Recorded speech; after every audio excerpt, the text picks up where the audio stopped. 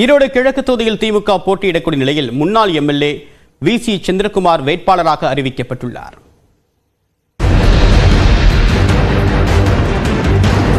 ஈரோடு கிழக்கு தொகுதி காங்கிரஸ் எம்எல்ஏவாக இருந்த ஈ.வி.கே. இளங்கோவன் உடல்நலக் குறைவால் உயிரிழந்ததை அடுத்து அடுத்த மாதம் 5ஆம் தேதி இடைத்தேர்தல் நடைபெறும் என்று அறிவிக்கப்பட்டுள்ளது.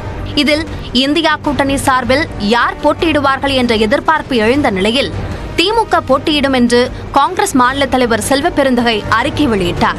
இந்நிலையில் திமுக சார்பில் வி.சி. சந்திரகுமார் போட்டியிடுவார் என்று அக்கட்சியின் தலைவரும் முதலமைச்சருமான மு.க.ஸ்டாலின் அறிவித்துள்ளார்.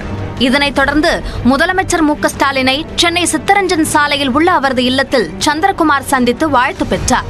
அப்போது மூத்த அமைச்சர்கள் பலர் உடன் இருந்தனர்.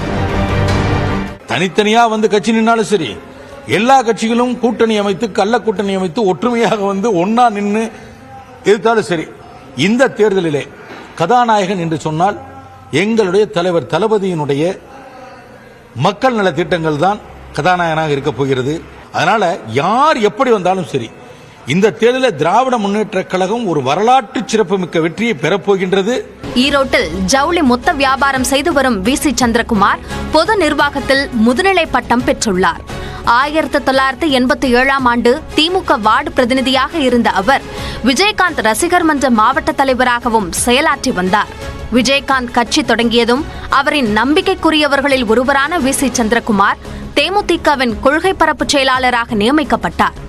2011ஆம் ஆண்டு ஈரோடு கிழக்கு தொகுதியாக பிரிக்கப்பட்டதும் தேமுதிக சார்பில் போட்டியிட்டு வென்ற வி.சி. சந்திரகுமார் அந்த தொகுதியின் முதல் எம்எல்ஏ என்ற அந்தஸ்தை பெற்றார்.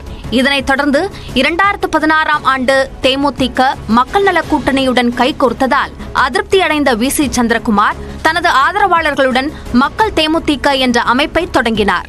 அந்த தேர்தலில் ஈரோடு கிழக்கு தொகுதியில் திமுக ஆதரவுடன் உதயசூரியன் சின்னத்தில் போட்டியிட்ட வி.சி. சந்திரகுமார் அதிமுக வேட்பாளர் தென்னரசுவிடம் தோல்வியடைந்தார். அதன் பிறகு மக்கள் தேமுதிக அமைப்பை கலைத்த வி.சி. சந்திரகுமார் திமுகவில் இணைந்தார். பின்னர் அக்கட்சியின் கொள்கை பரப்பு அணியின் மாநில இணை செயலாளராக நியமிக்கப்பட்டார். 2017ஆம் ஆண்டு நடைபெற்ற ஆர்.கே. நகர் இடைத்தேர்தலில் பகுதி பொறுப்பாளராக செயல்பட்டார்.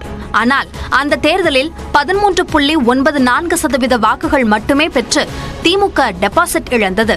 இதனைத் தொடர்ந்து 2019 மக்களவைத் தேர்தலில் சேலம் தொகுதி பொறுப்பாளராகவும் 2021 சட்டமன்ற தேர்தலில் குமாரபாளையம் தொகுதி பொறுப்பாளராகவும் பணியாற்றினார். அரவக்குறிச்சி, விக்கிரவாண்டி இடைத்தேர்தல்களிலும் முழுநேர தேர்தல் பணி மேற்கொண்ட சந்திரகுமார் 2026 சட்டமன்ற தேர்தலுக்கான குமாரபாளையம் தொகுதி பொறுப்பாளராகவும் இருப்பது குறிப்பிடத்தக்கது.